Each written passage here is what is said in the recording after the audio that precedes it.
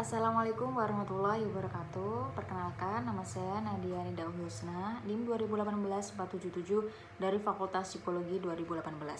Jadi di video kali ini saya akan menyampaikan hasil dari wawancara saya dengan Ketum Ade Rizky Pratama, pengurus cabang IMM Malang, menjabat sebagai Ketua Umum 2020-2021. Wawancara ini seputar kemuhammadiyahan dan juga tentang organisasi Ikatan Mahasiswa Muhammadiyah atau yang kerap disebut dengan IMM. Jadi ada beberapa pertanyaan yang saya lontarkan kepada beliau. Untuk pertanyaan pertama yaitu tentang sejarah bagaimana Muhammadiyah bisa menyebar luas di Malang. Jadi Kiai Haji Ahmad Dahlan, pendiri Muhammadiyah, pernah ke Malang tetapi di daerah Kepanjen, lokasi tepatnya itu di Sumber Pucung. Awal mulanya Kiai Haji Ahmad Dahlan itu ke Malang untuk berdagang batik dan sarung. Nah, jalur kereta api dari Jogja ke Malang itu berhenti di Sumber Pucung, lalu ke Panjen. Sebenarnya Pucung waktu itu bukan tujuan utama wilayah dakwahnya beliau. Nah, aktivitas beliau di sana itu awalnya lebih dikarenakan pola perjalanan, karena waktu, kadangkala berhenti menginap untuk berbagai alasan, bisa karena bahan bakar atau menunggu penumpang lah gitu. Selain itu, Kiai Haji Ahmad Dahlan juga didukung karena kedatangan anak muda Muhammadiyah dari Yogyakarta. Jadi organisasi ini kan sudah tidak asing lagi. Organisasi Muhammadiyah ini kan sudah tidak asing lagi karena Kiai Haji Ahmad Dahlan itu sudah mendirikannya sejak 1912. Sedangkan Kiai masuk di Sumber Pucung itu pada tahun 1921. Jadi dengan berjalannya waktu, akhirnya dakwah beliau telah melebar luas. Tanggal 24 September 1926 ditetapkan sebagai Hari Jadi Muhammadiyah di Malang, bersamaan dengan berdirinya daerah Muhammadiyah di Malang. Karena yang saya wawancarai ini beliau adalah ketum IMM, jadi pertanyaan-pertanyaan selanjutnya akan mengarah pada seputar organisasi IMM.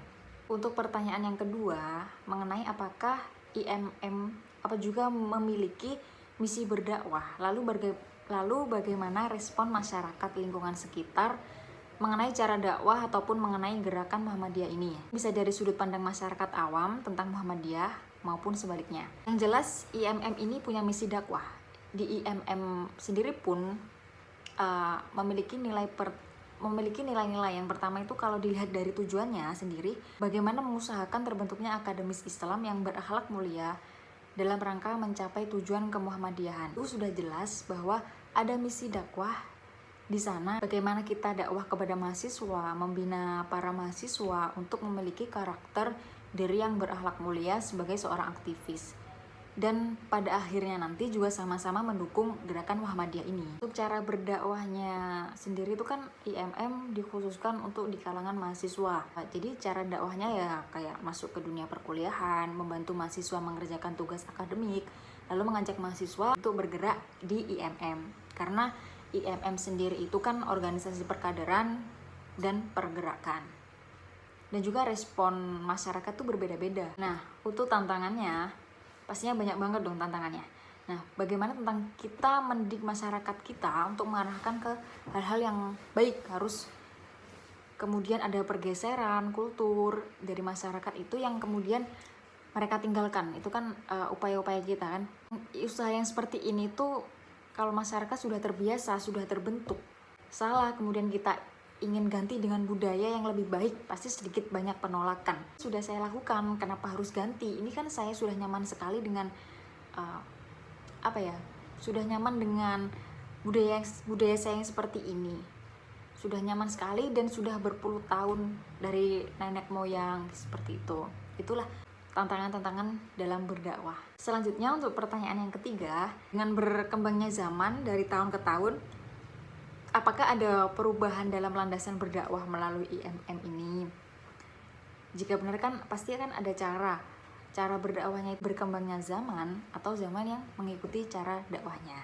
Jadi bagaimana itu soal mengikuti zaman? Bahwa kita harus sadari setiap hari itu kan ada perubahan, ada perkembangan hidup masyarakat dimulai dari soal teknologi budaya, soal banyak hal. Dan kita harus adaptasi ke sana. Kita cuma stuck, nggak punya kemajuan itu kan nggak mungkin. Jadi zaman sudah berubah, maka kita harus mengikuti perkembangan itu Misalnya orang ber-IMM itu kan menunjang dakwah ya. Jadi dulu di kantor IMM tidak butuh laptop karena pada zaman itu belum ada laptop. Tapi sekarang dengan berkembangnya zaman, mau nggak mau kita harus mengikuti zaman tanpa menghilangkan jejak atau norma-norma kemuhammadiyahan. Baik, lanjut yang pertanyaan keempat, apakah IMM ini dikhususkan untuk kalangan Muhammadiyah saja? Yang bergabung menjadi kader IMM itu, tidak harus tidak harus orang Muhammadiyah. Semua orang, bahkan ekstrimnya mereka yang non muslim bisa menjadi kader. Justru dengan mereka gabung di IMM, mereka bisa menjadi seorang muslim. Nah, kita lanjut ke pertanyaan yang kelima nih. Kemarin saya bertanya, apakah energi atau usaha-usaha yang telah dikerahkan oleh IMM atau Muhammadiyah selama ini itu sudah membuahkan hasil yang optimal? Dari kacamata kader IMM itu sendiri, langkah Muhammadiyah sudah luar biasa. Bahkan sudah membentuk pergerakan-pergerakan. Gerakan dakwah Muhammadiyah itu sedikit bicara, namun banyak bertindak melalui bagaimana ortom-ortom IMM, IPM, dan sebagainya. Lalu bagaimana membantu gerakan dakwah Muhammadiyah ini menyelesaikan persoalan-persoalan yang ada di masyarakat. Dari segi pendidikan, kemudian rumah sakit, dan berbagai hal sangat banyak sekali. Pertanyaan terakhir, kemarin saya bertanya, bagaimana rasanya selama menjadi pengurus IMM ini? Apakah beliau punya misi sendiri atau punya tujuan sendiri mengikuti IMM ini?